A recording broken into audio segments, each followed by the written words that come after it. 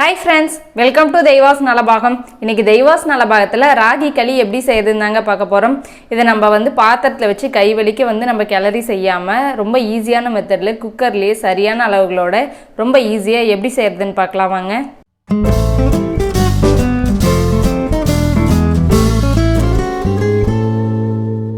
களி செய்யறதுக்கு நான் மெஷரிங் கப்பில் 2 கப் அளவுக்கு ராகி மாவு எடுத்துருக்கேன். இது ஒரு பாத்திரத்தில் சேர்த்துக்கோங்க.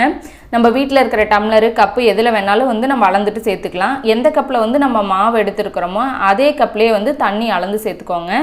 இப்போ இந்த கப்பில் 2 கப் அளவுக்கு நான் மாவு எடுத்திருக்கேன். இப்போ இதுலேயே 2 கப் அளவுக்கு தண்ணி நம்ம அளந்து இதில் சேர்த்துக்கலாம்.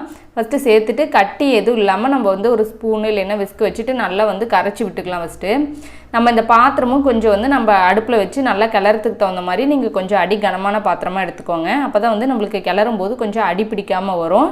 அந்த மாதிரி எடுத்துகிட்டு நல்லா கட்டி இல்லாமல் இதை ஃபஸ்ட்டு நல்லா கரைச்சி விட்டுக்கலாம். இப்படி கரைச்சிட்டு நம்ம செய்யும்போது நம்மளுக்கு களி கட்டி பிடிச்சி எதுவும் வராது.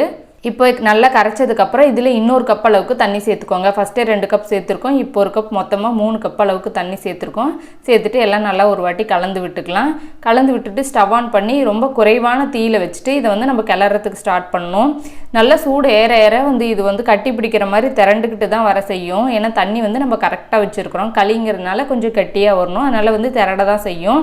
நீங்கள் பயப்பட தேவையில்லை. நம்ம நல்லா கலந்து விட்டதுக்கப்புறம் கீழே இறக்கி மறுக்க எல்லாத்தையும் நம்ம நல்லா கலந்து விட்டோம்னா எல்லாமே கரெக்டாக ஸ்மூத்தாக வந்துடும். இது நம்ம நல்லா ஃபஸ்ட்டே கரைச்சிட்டு செய்கிறனால இது எதுவும் கட்டி பிடிக்காது. இப்போ பார்த்தா நம்மளுக்கு கட்டி பிடிக்கிற மாதிரி தான் தெரியும். ஆனால் நீங்கள் பயப்படாத நல்லா கலந்து விட்டுட்டே இருங்க. நல்லா திக்காகி வந்துடும் சீக்கிரமாகவே. இது மாதிரி நம்ம ஃபஸ்ட்டு கரெக்டாக ரெடி பண்ணிவிட்டு அதுக்கப்புறம் நம்ம குக்கரில் வச்சு செய்யும்போது கரெக்டான கன்சிஸ்டன்சியில் ரொம்ப சூப்பராக வரும். பிகினர்ஸ் கூட ரொம்ப ஈஸியாக செஞ்சிடலாம். இது போல் நல்லா எல்லாம் நல்லா கலந்து விட்டுக்கோங்க. இது போல் நல்லா திக்காகி வந்துருச்சு. இப்போ இந்த நம்ம களிக்கு தேவையான அளவுக்கு இதில் உப்பு சேர்த்துக்கலாம். நீங்கள் வேணும்னா ஃபஸ்ட்டு மாவு கரைக்கும் போதே கூட நம்ம சேர்த்துட்டு கரைச்சிக்கலாம்.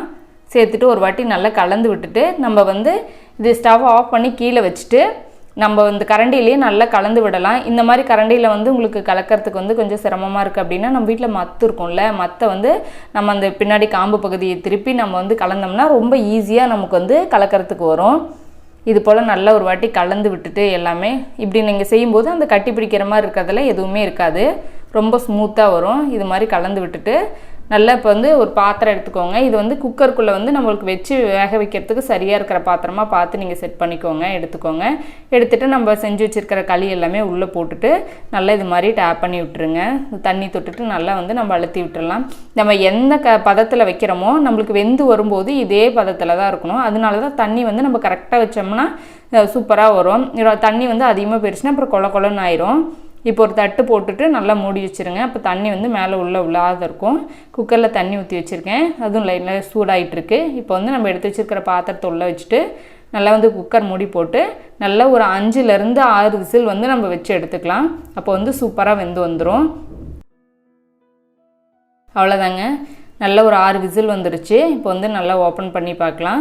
நம்ம களி சூப்பராக வெந்து வந்துருச்சு. நம்ம வைக்கும்போது ஒரு மாதிரி கலரில் இருக்கும். நல்லா வெந்து வந்ததுக்கப்புறம் பாருங்கள் ரொம்ப நல்லா சூப்பராக வெந்து வந்திருக்கு. தண்ணியும் நம்ம சரியான அளவில் வச்சனால கரெக்டாக இருக்குது. இப்போ வெளியில் எடுத்துடலாம். நீங்கள் எடுத்து பார்த்தீங்கன்னா நல்லா ஒட்டாமல் வரும்.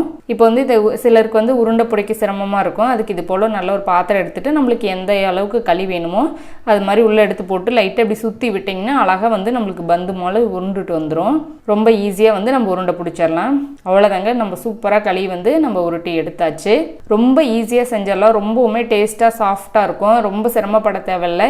இந்த மெத்தடில் நீங்களும் கண்டிப்பாக செஞ்சு பாருங்கள். ரொம்ப சூப்பராக இருக்கும். அதுக்கு நான் தக்காளி கடைஞ்சிருக்கேன். ரொம்ப சூப்பராக இருக்கும். நீங்களும் ட்ரை பண்ணி பாருங்கள். உங்களுக்கு எப்படி வந்துச்சுன்னு சொல்லுங்கள். இந்த ரெசிபி உங்களுக்கு பிடிச்சிருந்துச்சுன்னா லைக் பண்ணுங்கள், ஷேர் பண்ணுங்கள். நம்ம தெய்வாஸ் நலபாகம் சேனலுக்கு சப்ஸ்கிரைப் பண்ணிக்கோங்க.